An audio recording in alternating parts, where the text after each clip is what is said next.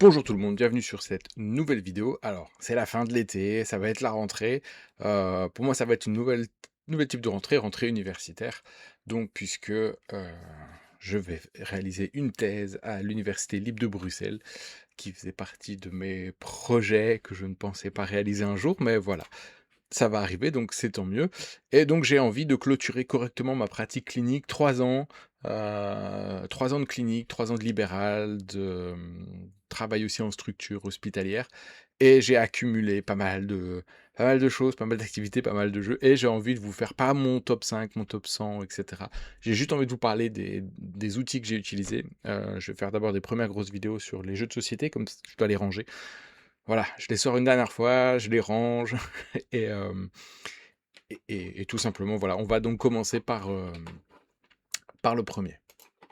Le premier est pour moi un banger pour travailler les fonctions exécutives, notamment mise à jour, mémoire de travail, flexibilité, travailler le comptage aussi avec les plus jeunes.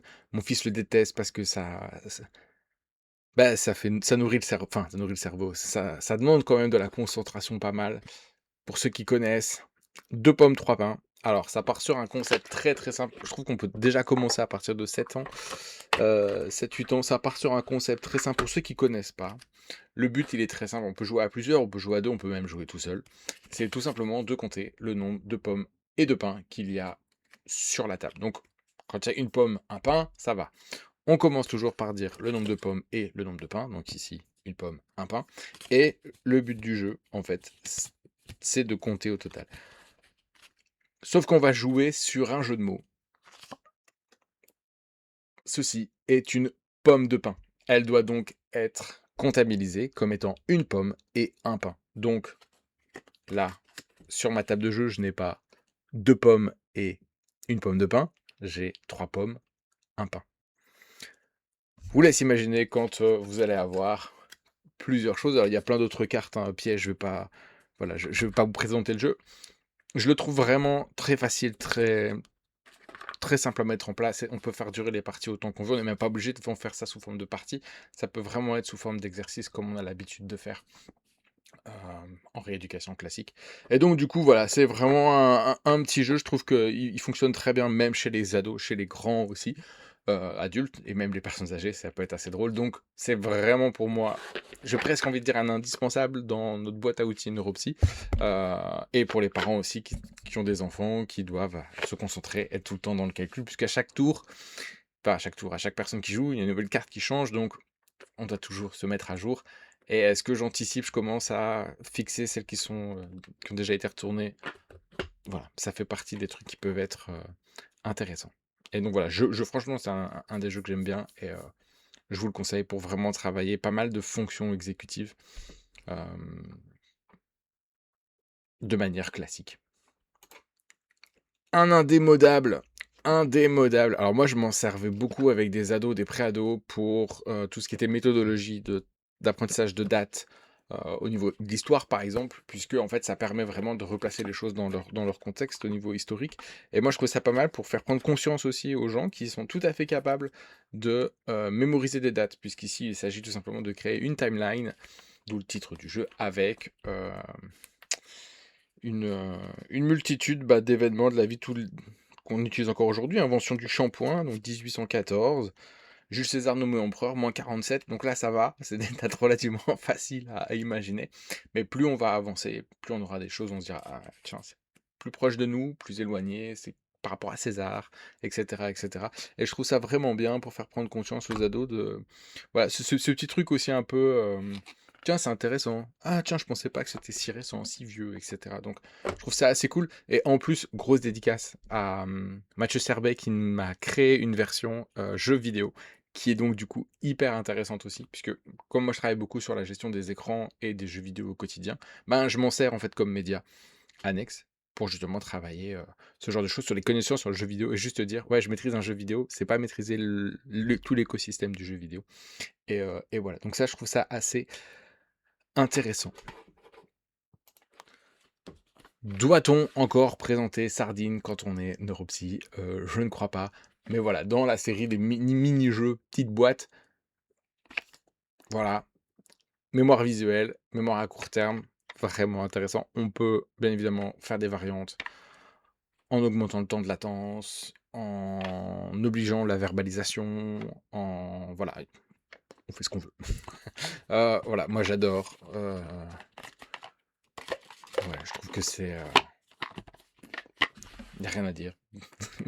Mémoire de travail visuel, mémoire à court terme, peu importe. Bah, voilà, on peut vraiment s'amuser à faire énormément de choses avec. Donc, ça fait partie des jeux que j'ai beaucoup utilisés chez des enfants pour retravailler les fonctions mnésiques. Et je trouve qu'il est vraiment très facile à mettre en place, très simple. Les conseils ne sont pas complexes. Et voilà. Donc là, voilà, on est pour l'instant sur 3 mini-jeux assez intéressants, pas trop compliqués. Et, euh, et on va passer au suivant. La série des micro-macros. Alors, il y a version adulte, j'ai aussi version enfant, ce qui permet du coup de travailler chez des tranches d'âge plus jeunes, à 5 ans, 6 ans, c'est tout à fait possible. Pourquoi c'est hyper intéressant, surtout pour des patients qui ont des troubles de l'attention, par exemple? C'est parce qu'en fait, tout repose dans le détail. C'est une espèce de Où est Charlie, mais version noir et blanc. Assez fun, assez rigolo, avec une espèce de temporalité aussi qui se met en place. Donc dans la version Kids, la carte est plus petite, moins détaillée. On peut avoir aussi des petits jetons pour prendre, pour pas se rappeler des emplacements, etc. Il y a des enquêtes, il y en a plein. Voilà, on peut commencer d'abord par nous, en photocopiant, en allant chercher les informations, en les enregistrant au fur et à mesure, déjà juste de faire de l'attention sélective, pour faire de la diviser en double tâche, etc. Et voilà, il y a tout un petit carnet d'enquêtes à suivre, et je trouve ça assez intéressant. Il est possible, voilà, j'en étais sûr, il y a d'autres énigmes, donc encore une fois, ça fait partie des jeux aussi qui sont, je vais pas dire infinis, mais qu'on va pouvoir, c'est pas parce qu'on a fait une enquête que c'est fini, terminé, on range le jeu avec l'enfant. Non, on peut aller plus loin avec à chaque fois des niveaux de difficulté qui augmentent, et donc c'est assez intéressant. Et si c'est trop facile chez les enfants, on passe en version adulte. Je crois qu'il doit y avoir 3 ou 4